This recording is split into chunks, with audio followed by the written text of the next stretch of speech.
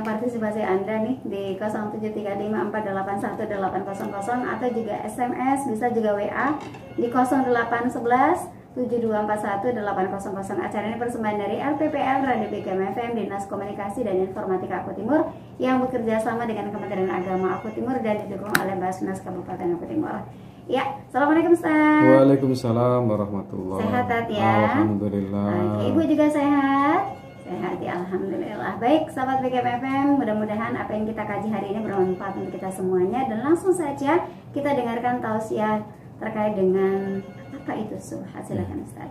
Terima kasih Mbak Uca, jazallah. Sayyidana Muhammadana kharang jazallah. Sayyidana Muhammadana nama wa alu. Assalamualaikum warahmatullahi wabarakatuh. Waalaikumsalam warahmatullahi wabarakatuh. Alhamdulillahil qail fi kitabihil karim. A'udzu billahi minasyaitonir rajim. Qalu subhanaka la ilma lana illa ma 'allamtana innaka antal alimul hakim. Wassalatu wassalamu ala sayyidina Muhammadinil qail. Innal halala bayyinun wal harama bayyinun wa bainahuma mustabihat la ya'lamuhunna katsirun minan nas. Man ittaqa subuhat faqad istabra li dini wa irdihi wa man waqa'a fi subuhat waqa'a fil haram karra'i yar'a haulal hima yusiku ayaqa fi ala fa inna likulli malikin hima ala himallah maharimu ala fa inna fil jasadi mudghah in salahat salahal amalu kulluh wa in fasadat fasadal amalu kulluh wa ala alihi wa ashabihi wa mawala la haula wala quwata illa billah. Wa ba'du, kaum muslimin pendengar Radio BKM dimanapun Anda berada, insya Allah hari ini kita akan membahas sebuah topik yang insya Allah menarik, tidak kalah pentingnya untuk dibahas, bahwa di dalam agama kita itu sebenarnya yang halal itu sudah jelas, yang haram itu juga jelas. Tapi ternyata ada di antara keduanya itu perkara syubhat. Nah, hari ini kita akan mengupas kenapa syubhat, kenapa kok ada perbedaan pendapat. Sebab syubhat itu karena ada perbedaan pendapat. Contoh kecil apa sih? Contoh kecil memakan daging kuda. Daging kuda itu ada ulama berpendapat haram.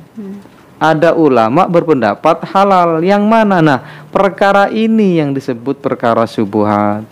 Apakah Rasul tidak menyampaikan? Menyampaikan. Sudah selesai. Bahkan di dalam sebuah hadis dikatakan begini. Ma taraktu min syai'in yuqarribukum ilal jannati illa amartukum bih. Tidaklah aku meninggalkan sebuah perkara yang saat engkau mendekatinya akan mendekatkanmu kepada surga kecuali aku telah memerintahkannya. Wala min syai'in yubaidukum anin nar illa nahaitukum anhu.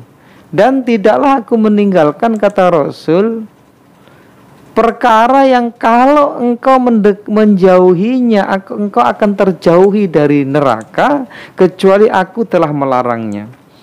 Artinya semua oleh Rasulullah sudah dijelaskan. Kenapa kok ada perbedaan pendapat? Contoh kecil saja tentang makan daging kuda. Nah, kita akan kupas sedikit-sedikit apa yang disampaikan dalam sebuah hadis yang masyhur, yang insya Allah kita semua sering mendengarkan karena memang banyak betul hadis ini bertebaran. Hadis ini sangat masyhur, di Sahih Bukhari ada, di Arba'in An-Nawawiyah juga ada hadis ini. Innal halala bayyinun wal harama bayyinun. Sesungguhnya yang halal itu jelas, yang haram itu jelas. Wa bainahuma umurun mustabihat, dan di antara keduanya adalah perkara-perkara yang syubhat. Wa man ittaqas syubhat faqad istabra li dinihi wa irdihi.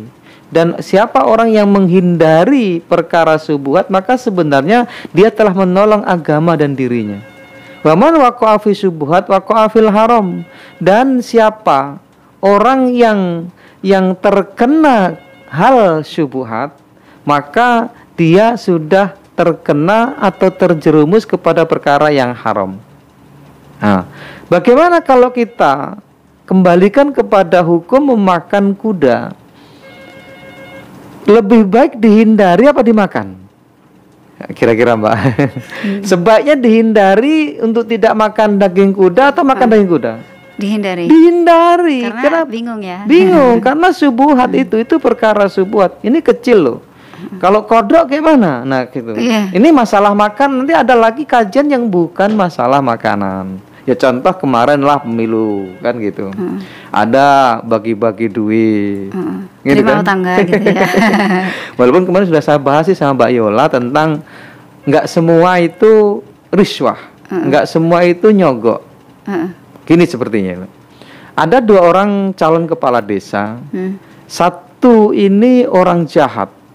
Bila terpilih, maka dia akan mengacaukan desa itu.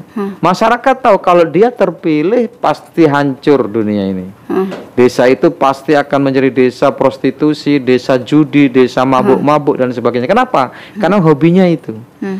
Dan si orang yang jahat ini terlanjur sudah menyuap masyarakat, pakai duit. Awas kalau kau nggak pilih aku akan begini. Diintimidasi masyarakat tuh. Nah tampillah si B ini orang baik. Kalau dia jadi, kemungkinan buruknya itu kecil, kemungkinan baiknya besar. Nah terlanjurlah si buruk ini menebar uang kepada masyarakat. Lalu si baik ini punya uang juga. Boleh si baik ini, misal si buruk ini memberikan riswah atau menyogok masyarakat agar terpilih itu 100.000, maka si soleh ini boleh membeli kebenaran dengan memberikan riswah, menyuap 150.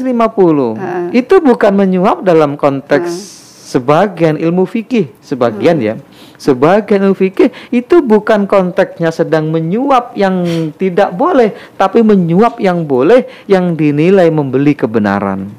Seperti itu Mbak.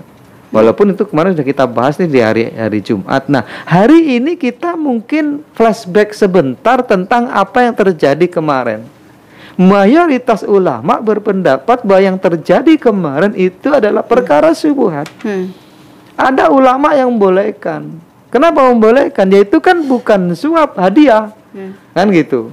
Si caleg itu menghadiahi masyarakat agar memilih dia. Tapi kan ada tendensinya memilih tadi. Ada yang betul-betul ulama berpendapat itu riswah yang tidak boleh. Riswah yang dimaksud oleh agama yang tidak boleh. Maka kedua pendapat ini disimpulkan oleh sebagian ulama bahwa kerjaan yang demikian, perlakuan yang demikian yang terjadi kemarin di 14 Februari itu adalah perkara yang syubhat. Jadi kita menerimanya itu perkara yang syubhat. Tetapi kemudian hukum dikembalikan lagi oleh masing-masing. Bagaimana niatnya dia memberi, bagaimana niatnya dia menerima. Demikian. Pendengar DBKM dimanapun Anda berada, kembali kepada kajian kita hari ini. Bukan saja perkara bagaimana memakan daging kuda yang sebenarnya harus dihindari, tetapi sebenarnya kita sedang berada pada suasana hadis yang ini ada sebagian yang tidak mengetahui, gitu loh Mbak. Kenapa ada perbedaan pendapat di tengah masyarakat? Jangankan perkara makan daging kuda, jangankan perkara makan katak, jangankan perkara-perkara yang demikian, perkara yang urgen saja kadang itu ada perbedaan pendapat. Contoh Sa'ad bin Abi Waqqas itu sudah lama sudah dirubah oleh Rasulullah, dia tetap aja sholatnya seperti awal-awal Islam. Apa? Kalau ruku Mbak dulu awal-awal Islam itu kalau ruku itu yang tangan kanan memegang lutut kiri. Oh, silang. Silang. Jadi Sa'ad bin Abi Waqqas itu entah bagaimana, apakah beliau itu ketika Rasul meluruskan ya yang tangan kanan memegang lutut kanan, tangan kiri memegang lutut kiri. Dia mungkin nggak ada. Selang beberapa bulan masih seperti itu. Ditegur sama sahabat, "Hei Sa'ad, kenapa engkau masih sholat seperti itu? Loh, kan sholatnya begini," katanya. Tidak, Rasul sudah merubahnya. Tangan kanan tidak lagi memegang lutut kiri. Tangan kiri tidak lagi memegang lutut kanan. Tapi tangan kanan memegang lutut kanan, tangan kiri memegang lutut kiri. Baru kemudian beliau tabayun kepada Rasul. "Benar ya Rasul, benar Saat kamu kemana aku ngomong." Nah, kira-kira gitu. Intinya ada beberapa pendapat yang berbeda di masyarakat. Apalagi begitu Rasul meninggal, Rasul sudah tidak ada di hadapan para sahabat. Itu sahabat banyak perbedaan yang timbul di tengah mereka. Kenapa timbul di tengah mereka? Karena itu ada suatu hal yang sahabat mendengar, ada suatu hal yang sahabat tidak mendengar. Gitu loh. Maka ada perbedaan pendapat. Bahkan sama-sama mendengar pun bisa nggak timbul perbedaan pendapat? Bisa, karena pemahaman mereka beda. Yang disampaikan oleh Rasul kepada Mu'adz bin Jabal dengan kepada Abu Dzar itu kadang berbeda. Kenapa? Keduanya karena yang satu itu fokusnya kepada ilmu fikih, yang satu fokusnya kepada ilmu tasawuf. Siapa yang ilmu fikih? Ya tadi Mu'adz bin Jabal itu agak-agak fokus kepada ilmu fikih. Apa yang disampaikan oleh Rasul kepadanya selalu ditelaah dengan ilmu fikih, ilmu muamalah, ilmu ibadah, begitu. Jadi kadang-kadang kalimat yang sebenarnya ini adalah memuat kalimat tauhid tetap difikihkan. Beda dengan Abu Dzar Al-Ghifari. Abu Dzar Al-Ghifari ini lebih fokus pada ilmu tasawufnya, ilmu tauhidnya. Maka kalau yang hadis diriwayatkan oleh beliau itu selalu tauhid yang banyak gitu. Ya Aba Dzarrin jaddidis safinah fa innal bahra amik. Itu salah satunya yang masyhur. Duhai Abu Dzar, perbaharuilah bahteramu karena lautan sangatlah dalam. Apa maksudnya? Apakah memperbaharui bahtera itu lalu kemudian beli cat, dicat bahteranya? Tidak. Itu istilah majazi bahwa safinah itu adalah agamamu, safinah itu adalah amalanmu, safinah itu adalah ibadahmu, kebaikanmu di dunia, begitu. Pendengar BKM di mana Anda berada. Satu contoh lagi, dulu di masa-masa awal Islam, Mbak, sholat itu boleh ngobrol, Mbak. Gitu ya? Iya. Baru tahu. Iya, kok baru tahu. Boleh ngobrol gitu aja sambil Allahu Akbar itu yang maunya boleh ngobrol. Tadi kita kesini itu kan pakai mobil ya, Bu. Jadi mobil tadi itu ngapa sih kok macet-macet? Boleh itu, Pak, dulu. Jadi makmumnya itu ngobrol di depan, di belakang boleh. Jadi sambil dengerin imaman pakai bacaan, membaca Al-Fatihah, membaca surat, dia boleh ngobrol di belakang itu. Dulu awal-awal Islam. Tapi ada loh sebagian sahabat itu sudah dirubah oleh Rasulullah masih sambil ngobrol. Akhirnya ditegur sama sahabat yang lain, "Hei, kamu ngapain ngobrol?" Kan memang boleh. Tidak boleh lagi sekarang. Ketika ada turun ayat itu ya, fastami'u itu kan. Ada itu. Wa idza qur'al Qur'an fastami'u lahu wa ansitu. Itu ada itu.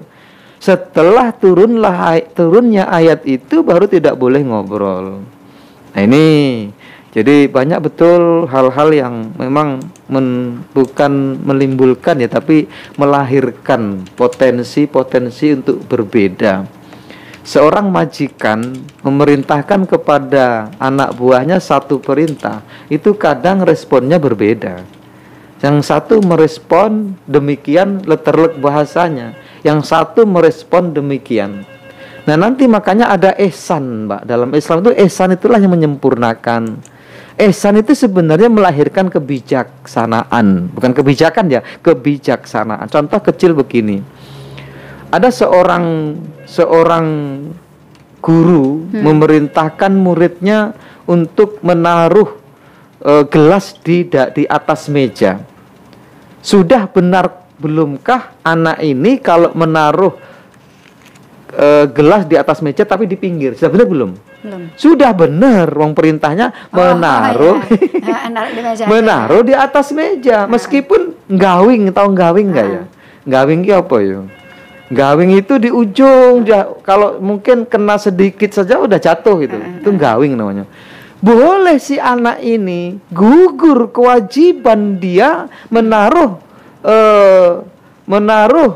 gelas di atas meja meskipun gawing.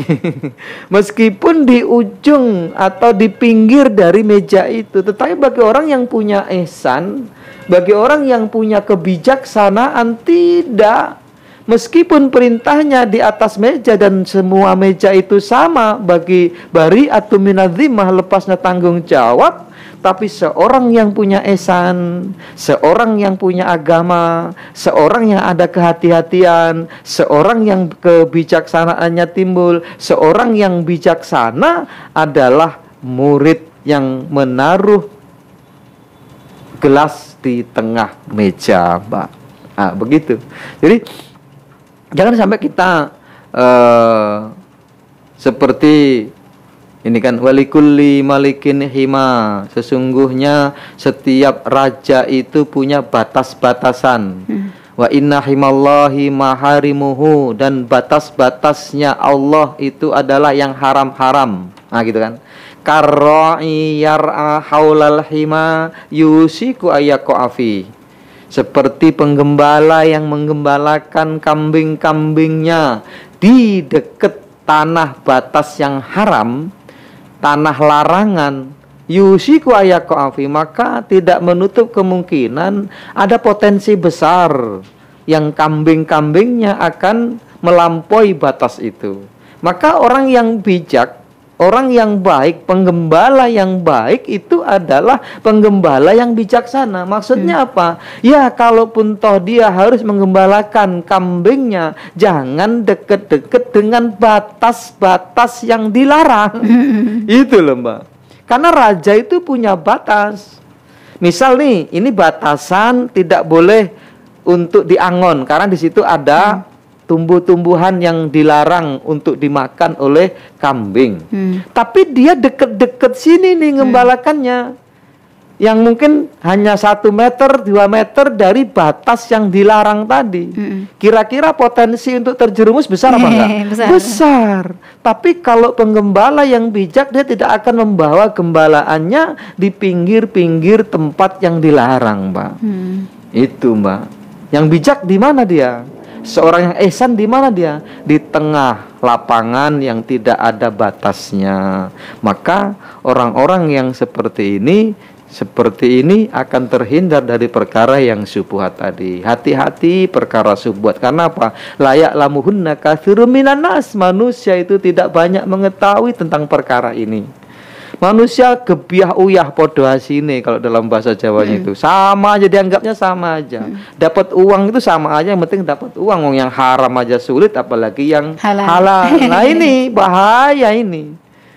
Nah, memang ulama membatasinya demikian, seperti yang saya ceritakan tadi, bagaimana ada 2 orang kepala desa, calon kepala desa itu, ada yang nilainya menyuap, ada yang nilai membeli kebenaran. Tapi bukan itu sudah dipahami sebagian oleh ulama. Tetapi kan yang terjadi tidak demikian. Yang baik yang mana? Dari seluruh caleg mereka kemarin, yang baik yang mana? Apa ya, semua membeli kebenaran dari kebenaran. Nah itu loh, Mbak. Maka ya lebih condong-condongnya itu perkara yang syubhat. Dan itu ketika dimakan jadi darah syubhat. Ya kan? Begitu jadi sperma yang syubhat.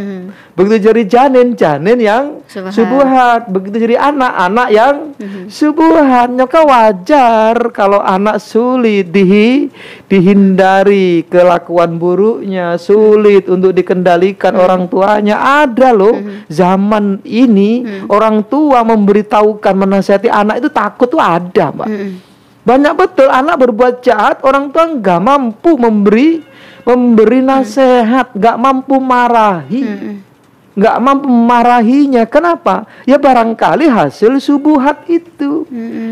Dia sendiri mungkin makannya juga makan yang syubhat. Jadi anak-anak syubhat, sulit dikendalikan. jangan remehkan perkara subuhat. Ini loh Mbak. Jadi lucu sebenarnya kalau orang tua, bapak, ibu sampai tidak bisa mengendalikan anak, itu sangat lucu sekali itu. Dan itu terjadi di zaman hari ini. Menegur anaknya salah, menegur anaknya pulang malam aja nggak berani marah, takut nanti anaknya merajuk, takut nanti anaknya jadi marah. Nah, ini orang tua kebulak namanya ini. Kebalik maksudnya. Nah ini Mbak. Jadi wa man ittaqas subuhat faqad istabra li dini wa irdihi. Nah, ada tuh di dalam hadis terakhirnya, ala fa inna limalikin hima, ala fa inna himallah maharim, ala fa inna fil jasadi mudghah. Nah, ini hadis ini sangat dahsyat. Ingatlah sesungguhnya di dalam diri manusia itu ada segumpal darah. Mudghah itu segumpal darah. In salahat salahal amalu kullu. Kalau segumpal darah ini benar, maka seluruh amal, seluruh jasad itu jadi benar. Apa itu? Ala wahiyal kolbu. Ingatlah, itulah hati. Kenapa? Sebelumnya wa in fasadat fasadal amalu kullu. Kalau segumpal darah itu rusak, maka rusaklah seluruh anggota badannya. Ala wahiyal kolbu, ingatlah itu hati namanya.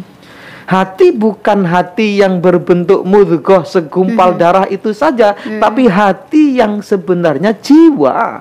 Gitu loh. Tapi kalau hati secara fisik rusak juga berbahaya. Iya, hati itu fisiknya rusak bahaya nggak? Bahaya juga, apalagi hati di dalam hati itu, paham nggak? Hati di dalam hati itu rusak, manusia udah gila.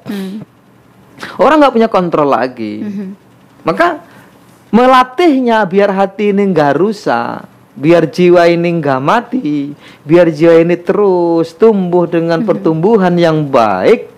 Ittaqis subuhat, famanit taqos subuhat faqad istabro ali dinihi wa irdihi. Ini yang paling dasar. Siapa yang menjauhi, takut dengan perkara yang subuhat, maka dia telah menolong agamanya dan telah menolong dirinya. Nah, ini agak dalam ini sebenarnya ini kajian sore ini. Dan ini sudah kajiannya Abu Dzar Al-Ghifari istilahnya itu.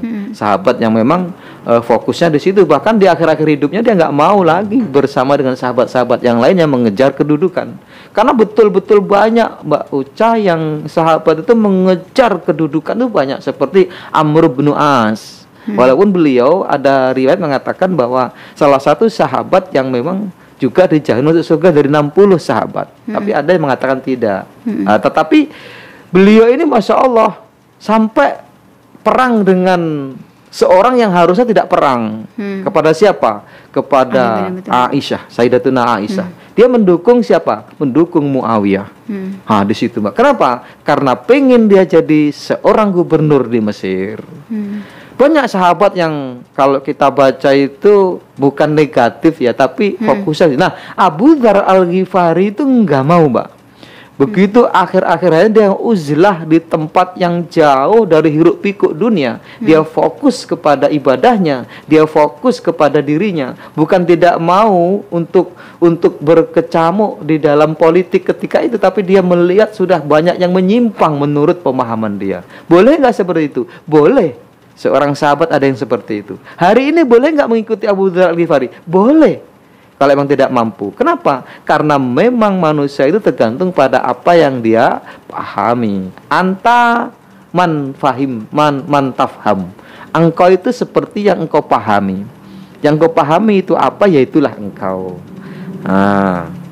Benar BKM di mana udah berapa? Insya Allah sudah setengah jam Mbak. Monggo kalau ada yang bertanya.